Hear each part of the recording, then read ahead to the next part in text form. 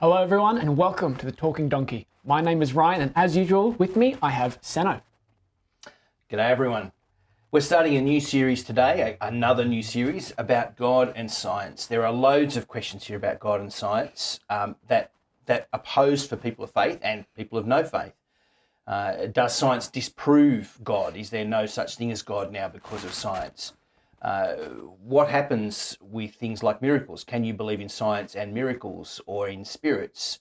What does a person of faith do about those things? So lots of different questions that we'll be asking about God and science. That's right, and we want to have a conversation about what science is in general, like what is its limitations? Can it actually explain everything? And if not, what can it explain? Yeah. So a quote from an MIT physician, Ian Hutchinson, says this. He says that science modeled on the natural sciences is the only source of real knowledge. And so this kind of idea that science is the only thing that you can create real things, well, we call that scientism. Yeah. And scientism is a really specific kind of belief system that some people have. And it's this idea that science is the only source of real, proper, concrete truth. When you're thinking about what things are really real, really true, it's only things you can establish by the scientific method. And so the only real truth is what I can, I guess, touch with my senses, touch, taste, see, smell, hear, those sort of things. Something I can measure with an instrument and go, there's a measurable thing.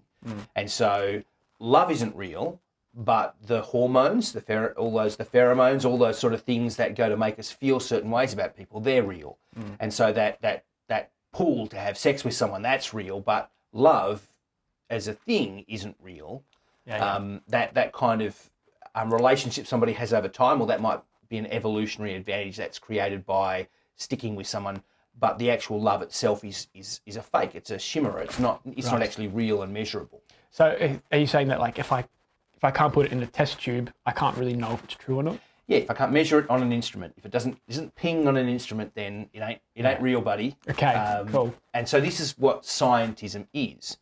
And I think there is an appeal to it as a worldview, as an understanding of life. Yeah, absolutely. I think at least in one degree, it's nice to have the idea that if there's just one place I can go to find all sources of information, all truth, I can just go to the one place. One-stop shop. Yeah, that's right. For all knowledge, yes. And so in that sense, I can find that really nice to at least believe in, because it makes my life a lot easier. I don't have to look at different things. I don't have to climb the mountains in Nepal to find wisdom. I can just go to science and test it for myself. I think that's the other thing, right? It's I can do it myself. I don't have to rely on outside information. I think we like what we can access and touch and sense and feel. We like things that we can actually measure and know for ourselves. So there's a control element to that, I think. I like to be in control of my world, and I think if I have this worldview, it at least tells me that I'm in charge. I may not know everything there is to know now, but I can one day know everything there is to know, possibly because this world is for me to know, I guess. Yeah, and I think that's true both on an individual level. As humans, I can feel that I'm in control, but also in terms of group, like as humanity, I don't have to rely on some mystical idea or some God that tells me this or that. We as human beings, as who we are, we can do it ourselves. Yeah, and never more real than in the smartphone era, where I have the source of all knowledge in my pocket. I can literally Google the things that, Galileo and Isaac Newton discovered, and Einstein, and I may not understand them perfectly, but I have access to that knowledge at my fingertips at every hour of the day or night. It's absolutely incredible, the world that we live in. Yeah. And that sense of that illusion that we are therefore in control of our destiny. It's all on us. Yeah. It's almost ironic that we have so much information, yet we all now have so many radically different thoughts on things. All right, I thought you were going to say so many cat memes. That too, but and opinions on cat memes as well. Yes. But having said that, there are a couple of problems with the idea that science is the only true source of knowledge. How about you take us through at least the first thing that you don't like, you have hesitancy towards? Yeah, there's loads of different things. And I think the first big one for me, and I think we're going to trot through a few fairly quickly. First big one for me is the existence of the self. Is the fact that I say me, I, Seno. I have a sense of me, but where does that come from? Where does that reside? Where do you measure that on an instrument? Yeah. Is it just the physical and chemical makeup of you? You don't. I'm a sack of meat in many senses, and I may have things pinging around in my brain. All that's fine, but where do I get the sense of me from? Where does my sense of self come from, and my inner life? Is that all just material? Do I even exist? And I think part of the problem with scientism is it erases me. It erases my personality. I actually have no real personhood, because personhood is an immaterial concept. It's just an opinion. It's not a fact. It's not a scientific fact. You cannot find your personhood imprinted in some kind of barcode in the back of your medulla oblongata. So I'm going back to the Waterboy there. Okay, the film. Your medulla oblongata. So but you don't have your personhood encoded anywhere. It's your sense of self. It's not material. It's how you think of you and how you speak of you. And the fact that I can step away from myself and talk about me it's a fascinating challenge, I think, to scientism. Yeah, I find that really interesting, because because we struggle to do that in general. So maybe the scientists might say that it's just easier to not deal with that at all, and go, like, if it's you just are, it just is. I think often for what we're going to see over and over as we discuss this is scientism is actually a high faith worldview. That is, it's actually low on real evidence in the end, and high on just trust me. Yeah. And yes, you just have to think that thing just exists, just does. Yeah.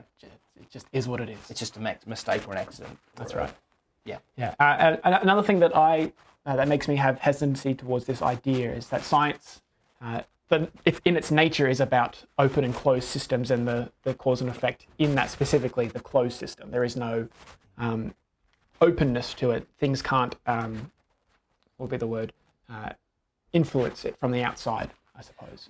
Yes, so science actually looks at a particular thing, and this particular thing it looks at is the universe, and that's all it can see and discover. Yeah. It works inside of a closed system. Yeah, that's right. And so, so my problem is that if there's any truth to be found outside of it, well, science just by nature goes, well, if we're going to say that only truth comes from science, well, we just automatically go, well, those things aren't really true, and so we kind of just block ourselves off from even the possibility of finding out any other kinds of truth outside of science itself. Which once again is a faith position, isn't it? It's like a little kiddie in his sandpit, playing in his sandpit and going, nothing exists outside my sandpit. Because all I see is sand. Or his ballroom, or his it's a bit silly. It's a bit infantile, I think, to say that nothing could exist outside of the universe. By definition, you can't say that from science. You can't prove it, and so it's an unprovable idea. Yes. Yeah, and it's probably at the same point worth saying that not every scientist ever believes in scientism. No. This is not every scientist. This is actually a particular group of people. It's metaphysical atheism or materialism that leads to a scientism kind of idea. Not every materialist or atheist believes in scientism either, but but it is quite potent in culture today. The idea that science has the answers, or at least will find the answers eventually. On the telly, in the vids, everywhere is this idea that science is the one true explanation and nothing else can provide truth. And so it is worth just giving it a bit of a poke and see what happens. Yeah. And I think as well, when you look at science itself, and we may talk about this as a separate thing one day, but science as the Latin word scientia means knowledge. And science is a rational explanation that can't explain itself. And so science is a method for examining the world, but the tools that science uses to examine the world come from somewhere, and they don't come from science. That is, science doesn't create itself. It didn't build itself from nothing. Science came from a particular way of looking at the world. And so there are philosophical tools that you need to build the method of science. And philosophy is not scientific. It's not scientific knowledge. It's metaphysical knowledge. It's philosophical knowledge. It's key ideas of what we think about the universe, the world, and how it works. And those things give us the tools then to say, this is how we access the world. Yeah, so to do science properly, you have to look at the world and presume it is a way, like it works in a particular way, particularly that it's ordered, and that if one thing happens again and again, that it'll probably always do that. That's right, yes. You have to assume that that's true. Yeah. Or at least, And so there are foundations for science that aren't scientific. It doesn't build itself. And so that automatically is a disqualifying fact, I would have thought, for the idea that science is the only truth. Yeah. Because there needed to be a prior truth to actually establish science. Yeah. And I think the other thing that science can't do, or at least very struggles with, I think people are trying to find answers, is that science, they can't explain how something comes from nothing. Even things like string theory and the multiverse, which we've talked about in previous episodes, they're just pulling the question back one step further. And so where did this come from? Well, then where did that come from? And so the idea of eternity is very difficult for scientists to talk about and to explain. Yeah. Because how do you talk about that? How do you the idea of nothing. Yeah. Because science itself is based on something being there. And so how can something come from nothing? How can finite space and time come from eternity? It's a problem. And the problem is, I guess, the same as that earlier question of how do you explain something outside of the system? It only works inside the system. And so this is why we're struggling. And so we've developed theories, but they're unprovable theories in practice, that means they're useless theories because they might as well be once upon a time. They're at least you have to take it on a faith-based idea. Well, that's exactly right, yeah. Once upon a time, a myth. Yeah, they're a mythos. Which the irony is that's exactly what atheists accuse us of doing. Yes, so perhaps we can throw the flying spaghetti monster back at them. Yeah, that's right. The multiverse spaghetti monster. That's exactly right. All the strings form the spaghetti monster. It's just, they're just noodles. The flying string theory monster. Yeah. So there's loads of different issues with this idea that science can explain everything. And the one that we want to draw it back to and just talk at a little bit more length on is the idea of morality. How do we decide what we ought to do? So that's a key kind of thing, I think, for all of us. We want to know how to live our lives well. All of us want to live some form of a good life. We all want to be the hero of our own story, if you like. We all want to look back or have others look back at us and go, he lived well, or she lived well. And so how do we get there? How do we do that? How do we decide how we ought to live? And so we would say that science can't do that. It can't do that. But Sam Harris, a very prominent and very famous scientist today, he says that we can. He's written a book about it. Yep. And to summarize what he thinks, he said this is a quote from him. So Sam Harris says, "Science can, in principle, help us understand what we should do and should want, and therefore what other people should do and should want in order to live the best lives possible." Yeah. Cool quote, Sam. Yeah. So I haven't read his book. I probably should, just to really try and get into his head. And we should say at the outset, Sam's a pretty smart guy. Yeah. And he's out there in the podcastiverse. He's out there speaking and thinking and talking. And I've got a lot of respect for him as a thinker and as a scientist. I have a little bit of a problem with this. Yeah. So how do you scientifically define morality? How do you say what's good and what's bad or evil? Because morals aren't they just either impulses, biologically speaking, or are they just things that we prefer? And if they are, how can we have different impulses? How can we have different things that we want? The problem becomes your explanation for them, doesn't it? Where do they come from? How do they come about? And it's that classic is versus ought conundrum. And we often come up against this. This is one of the old chestnuts that religious people in particular have tossed around for centuries, and it's been answered several times. But it feels like in this new field of materialism and atheism and scientism, they're trying to deal with all these issues over again, right? They've rejected all kinds of faiths, and so They've actually got to ask and answer all these questions themselves. And so this is a question that people of faith have kind of tossed around and dealt with, but these people are still struggling with. Can you get an ought from an is? Can you just look at a system and look at from that decide what ought to happen? Yeah. Yeah. And I think that's another reason why we would disagree with someone that's a lot smarter than us, because centuries of smarter people than us have also disagreed with Sam Harris. Well, yes, that's right. Yes. We're resting on the shoulders of giants, perhaps. Yeah, that's right. But to put it plainly, moral obligations founded on personal dispositions to do something, they're not obligations at all. So morality is about what I'm obliged to do, what I ought to do, right? And morality is more than just what I ought to do, it's what you ought to do. Okay, when I'm talking about morality, I'm talking about how do I speak for what is, in a sense, something that goes beyond the personal to the universal. How ought people to live? What is right or wrong? Is sex trafficking of children right or wrong? Morally good or morally bad? Well, how do you tell that? How can you actually decide whether that's morally good or morally bad?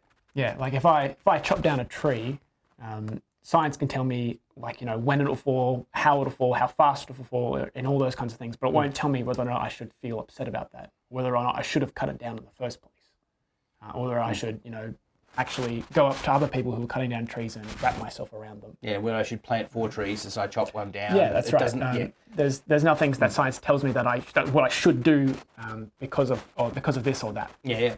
Is that what you're saying? I think that's right. Yes, you can't derive a moral obligation for everyone or even for yourself from observing actions of other people. That's just a scientific description. And as a matter of fact, it actually doesn't work well as morality. So because if I think what Sam's kind of point there and what you're trying to say is that, like, if morality is embedded in us, if it's a genetic fact, it's evolved. Yeah, if we've evolved to think a certain way or to do a certain thing, then how can we all do things differently? How can we all disagree? How can we decide what's moral? Because we just do what's moral. Yeah. What's moral is what we do as human beings, and therefore anything human beings do is moral because we're evolved. And so, do you just say that what is good to do is to do something? Is to be human. Is to be whatever you Whatever feel. you do or don't do is moral. Because you're human. So that's the problem. Which does sound a little bit like culture today, to be fair.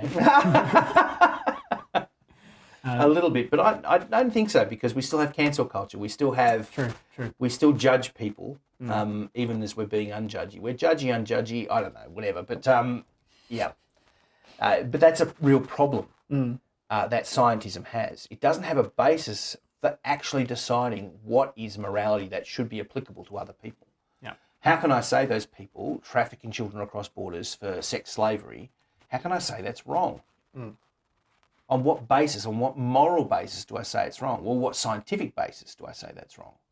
Because that's an action that human beings have taken ad infinitum since human beings have been human beings. They've abused and used one another for sex. So it's just part of our genetics, isn't it? And therefore, isn't it good? That's the scary line that you could go down, I guess. So there's a question. Maybe Sam has a good answer for that. I don't know well enough. And perhaps he can reply in the chat. Yeah. Or if someone has read the book, that they could tell us in the comments. Point us to the chapter from the book. Yeah. So I think there's this great moment in the movie Crocodile Dundee. Australian classic. An Australian classic from my childhood, where, you know, Crocodile Dundee is this Australian outback dude. He takes this American female journalist out around the bush for a few days, and they end up at this waterhole, and he prepares for her a feast of bush tucker, you know, witchetty grubs and sugar ants and all that sort of stuff. And he cooks them up for her, and she takes a bite of one, and he's looking at her, and he's got a can in his hands with a can opener, and she goes, you know, what does he say? He says, aren't you having any? She says to him, and he says, well, you can live in it, but it tastes like shit. And I think it's just a really funny moment where he opens his can of beans and starts eating it. And I feel like scientism's a bit like that. It does provide I mean, science has provided so much for us in terms of living life and living it well. It's provided so many of the basic tools for living. It's meant that we can all eat. You know, as the population of the world has massively increased, so has our ability to grow food well and provide for people. The technology's increased. Our lifespan has increased because of the developments that modern science, in particular, has produced. And so, science is a great good. You know, you'll be alive, but it's not good for you as the only thing. If that's all you eat, it doesn't taste great. Yep. And I think that's the issue here. It's not complete. It's not a full diet for humans, if you like. We need other knowledge. You actually need philosophy. You need history. You need moral thinking that's actually sophisticated and not childish. Yeah, and that's the thing, because if science can't explain everything, we actually need to go to other sources. Yeah. In my head, I think of it like doctor specialists. Yeah. You don't go to a dermatologist for something that's not a skin problem. If you've got a tumor in your brain, you're not going to go to a liver doctor, whatever they're called. I don't even know if you have liver doctors, to be honest with you. But I think that's the idea. People that say scientists can explain everything are saying that there is, one catch-all. Maybe that's a GP doctor, but even they don't know everything. They explicitly are general in their practice. Yeah. So science can tell me loads of things, but it can't tell me if I should act on my feelings for her. Yeah, that's right. And ask her out, whether I should leave her and the kids and go off with somebody else or stick around, whether I should stop and help this person who's in distress or just keep walking, whether I should feed those starving children or just let them die. It doesn't tell me what I should do in those circumstances. It doesn't tell me how I ought to act. It doesn't tell me what is right. And so it's limited. Yeah. I think that's the problem, isn't it? Is that we want to look for science for answers for everything, but then get really disappointed or confused when it doesn't seem to really. It's not helpful to say we'll find out eventually in these kinds of moments. When we say we don't know yet, but one day we will know. That's not helpful if I need to know how to live my life now. Yeah. And so I think there's a problem with this conversation in terms of outcome. One of the great appeals of scientism, that idea that science answers every question, is it's a one-stop shop for all we need for life and living. But if, as we've seen, science doesn't explain everything, begs the question, is there something that does? Is there something that explains everything? Maybe. I don't know. Maybe not. Yeah. It may just be that we have to do the hard work and look things up. Well, it raises the issue of what other things you trust, doesn't it? Like, okay, so we trust science for certain kinds of knowledge. What can we trust for other kinds of knowledge? Yeah. How do we know what's really real in other forms of knowing, in moral forms of knowing, in historical forms of knowing, in philosophical forms of knowing? Yeah, and I think that's a really hard question to answer in a lot of ways. Because again, you have to find, if you're not going to be the one that becomes the expert, you have to find experts that you trust. Yeah. So perhaps our audience has some wisdom there. So if you do have any thoughts along those lines or any other questions you want to ask, chuck them in the chat or the comments, and we will try to get to them in later episodes. Thanks for coming along on the journey with us, and we will have more episodes on the issue of science and faith in the coming down the track. See you later. Bye.